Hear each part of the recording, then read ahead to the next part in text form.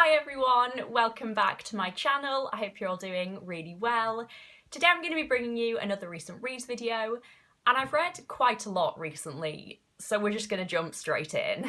I know you're probably thinking, Jasmine, you only have 3 books in your thumbnail, that's not that much, but I only have the 3 most recent books that I've read here with me at Cameron's house. The ones that I read longer ago are at home now at my mum's house, so I only have 3 here with me, but I have a lot more to talk about, don't worry. So the first book that I read recently was The Girl Who Circumnavigated Fairyland in a Ship of Her Own Making by Catherine M. Valente. This is a children's book about our young protagonist called September, who is a young girl, and one day when she's feeling very bored with her home life, she's whisked away to Fairyland, and her adventures ensue. So I picked this book up near the end of uni when I was feeling very stressed and I just needed a fun, easy read to kind of distract my mind from essay thoughts, and this was absolutely perfect. I don't really have much to say about it, to be honest, other than it's basically exactly what you'd expect it to be. The world of Fairyland in this novel was magical and thoroughly enjoyable to learn about.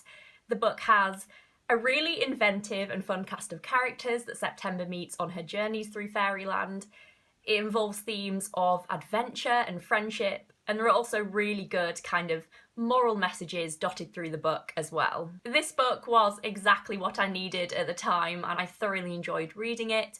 It was by no means the best children's book I've ever read, and it didn't blow me away in any sense. I didn't really find anything massively unique about it, but I kind of liked that I knew what I wanted and I got it in this book. So if you're in the mood for something like this, then definitely pick it up. And overall, I gave it a 3 out of 5 stars. It's a reliable read. The next book that I read recently couldn't really be more different from that book, and that is See What I Have Done by Sarah Schmidt. This book received so much hype at the end of last year, and I was always very interested in it.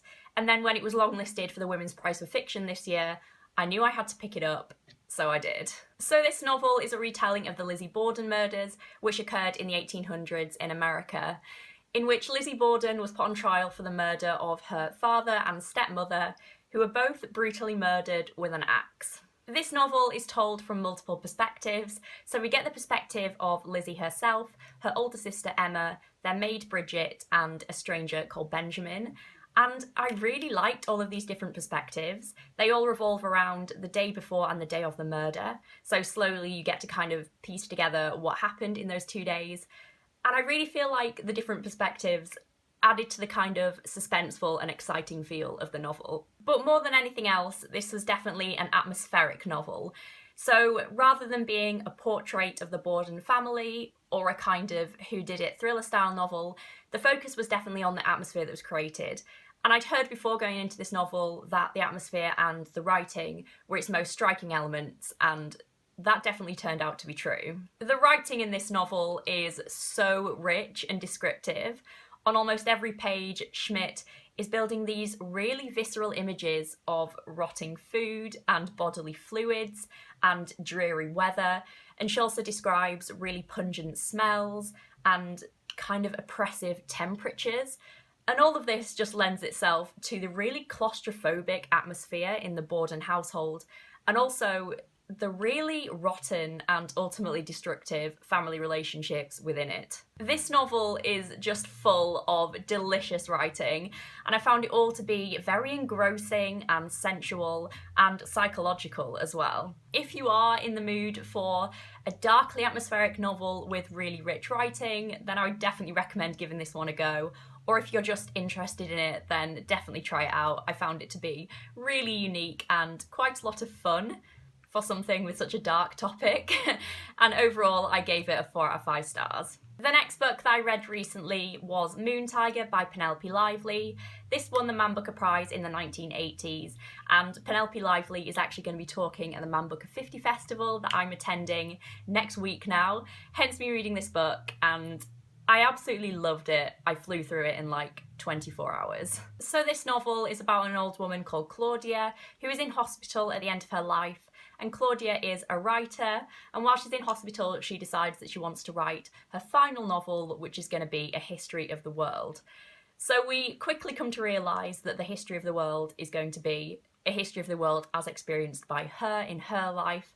And so the novel jumps around a lot from present day, when she's in hospital, to various points that were significant in Claudia's life and meeting various people who were significant in her life as well. So throughout the novel, you slowly get to piece together a picture of Claudia's life, a picture that is the points of her life that were most significant to her, which is really interesting with her looking back on it.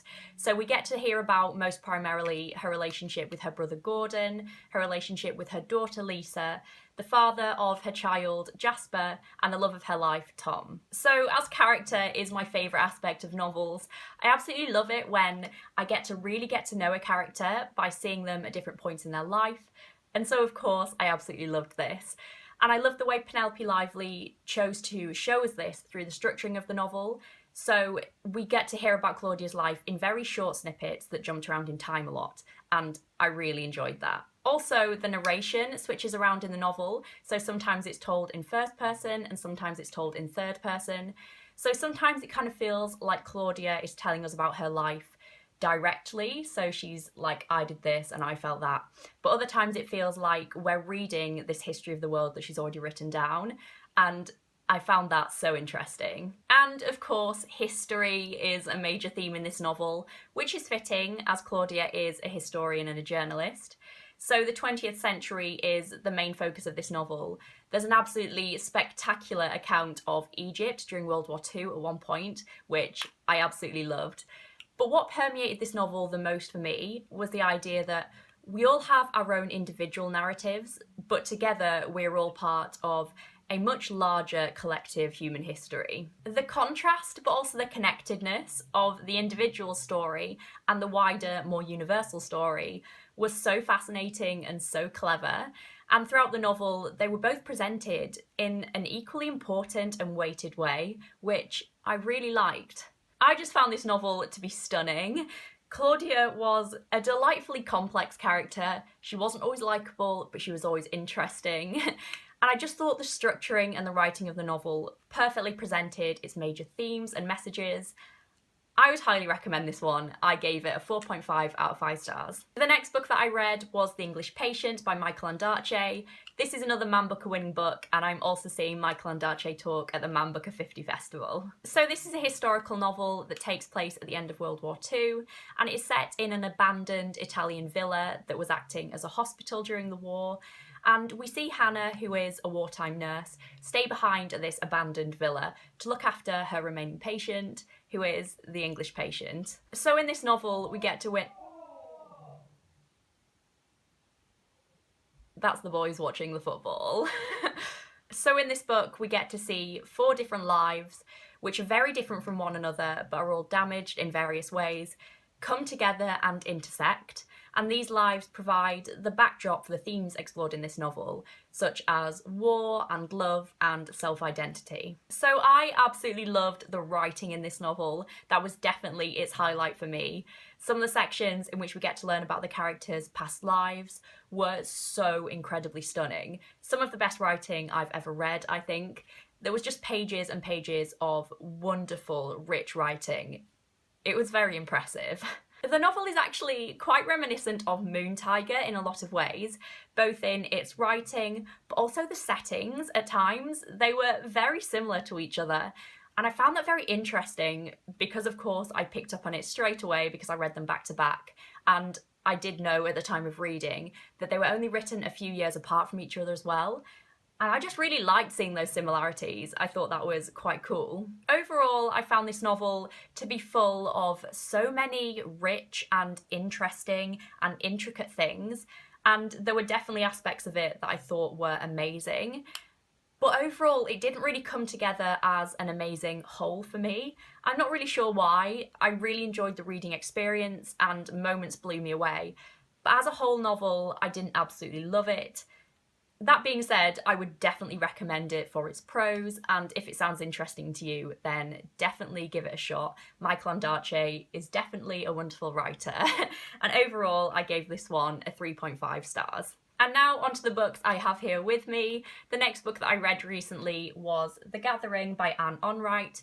This is another book that I read for the Man Booker 50 Festival. It's the last one, I promise, if you're not interested in that. And I'm actually going to be seeing an on-write talk with Penelope Lively about friendship and family and love and sex in novels, which I'm so excited for. So this novel is set in Dublin, and it tells the story of the 9 surviving Hegarty siblings who are adults now, and they go back home and come together for the wake of their brother Liam. If I'm holding this weird, it's because I don't usually hold things in my left hand, by the way. So unsurprisingly, this novel has a large focus on family, which I absolutely love in a novel. And while I was reading this one, I was genuinely shocked and impressed by how accurately and perceptively Anne Onright captured the different family dynamics within this novel. So she looks at parent-child relationships, romantic partner relationships, and sibling relationships. And they were just captured so well. They came across so realistic and persuasive. I also loved the writing in this novel. It was very simple but elegant, and I think it suited the book perfectly. I fell in love with certain passages in this novel. You know when you're reading and you just come across a section that is so stunning and captures something so well, and you're just like, yes, that is perfect. Do you ever do that? That happened to me a few times in this novel, and I had to reread bits over and over again. This was just a brilliant little novel. I loved it. Whilst I was reading it, I just knew it was a book for me, and I also know now that Anne Onright is an author for me, and I'll definitely be reading more of her stuff in the future.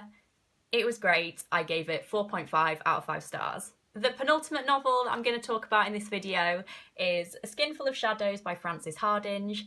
This is a YA historical fantasy novel that I recently buddy read with my friends Renee and Laura. I will of course leave their links down below. So this novel follows a young girl who lives in the 1600s in London, and she's capable of housing spirits in her body.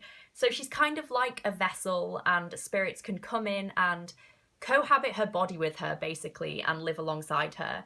And in this novel, she does, of course, become inhabited by a spirit, but I'm not going to tell you what that spirit is because that's such a fun and surprising element of the novel, so I'll leave that one down to you if you want to go and read it. And as well as all this that's going on with her, there's also intrigue going on with her family and her ancestors, and there's a war going on at the time as well between the king and the parliament. I thought this was a pretty brilliant book. I really love the central idea of a person being able to house a spirit, and when a person does house a spirit, the spirit and the person can converse with each other, and the person can decide to give up the control of their body to the spirit if they want to, which is awesome. I really love the spirit that our protagonist houses. I find their relationship so brilliant. If you've read it, you'll know what I mean. It was really cool to see them grow closer together and almost become one another in a way and take each other's strengths. I just thought it was so cool. Another thing I absolutely loved about this novel was the balance between the historical elements and the fantasy elements. I went into this kind of expecting a fantasy-heavy book just set in historical time period, but it's truly a mix of both of the two genres. They were very equally balanced and blended into each other seamlessly. The historical elements in this book were really great. I really loved the time setting. There was a dark, almost gothic atmosphere to the novel, and the food and the clothes of the time were all described really well. And it also really played into the conflict at the time between the king and the parliament. That was a big part of the story. It wasn't just kind of a background thing that didn't really have anything to do with the protagonist. The whole time setting was just really interesting to me, and I haven't really read anything in this time setting before, so I really enjoyed that. So there were definitely elements of this novel that I thought could have been done better. The pacing at times was a little bit off, and I definitely wanted to see more of the development of the relationships between the characters than we got to see. But I just really enjoyed reading it anyway. I guess I must have been really in the mood to read it. There was something so rich and engrossing about it for me. And you know when reading a book just feels like getting a massive hug? That's what reading this felt like to me. So I really enjoyed this one, and I would highly recommend it if it sounds good to you. And in the end, I gave this one a 4 out of 5 stars. And the final book that I read recently is actually my least favourite book in this video, so end on a good note, and that is Wuthering Heights by Emily Bronte. So this is a Victorian classic that I had never read before, which is kind of surprising because I do love Victorian classics and have read quite a few. I've read all but one Austen and other Brontes, but just not this one. It never was one that massively appealed to me, but then recently I was really in the mood to read a Victorian classic and I thought, why not this one? So this novel is not plot heavy at all. We all know that it's basically just about the romance between Heathcliff and Catherine, and there were a lot of things I really enjoyed about it. So let's start with the good stuff. So I really enjoyed the setting of the Yorkshire moors. I found that to be a really rich and engrossing setting, which I really enjoyed reading about. And I thought the mood and the atmosphere of the novel was really great. Bronte did a really good job of creating that atmosphere, and all these kind of elements I thought were crafted really well. But this novel was just full of such dislikable characters. And don't get me wrong, characters do not need to be likeable to be good. I think it's a really lazy criticism of a book when people say it was bad because the characters were dislikable. That doesn't make any sense, and that is not a very good reading of a book, in my opinion.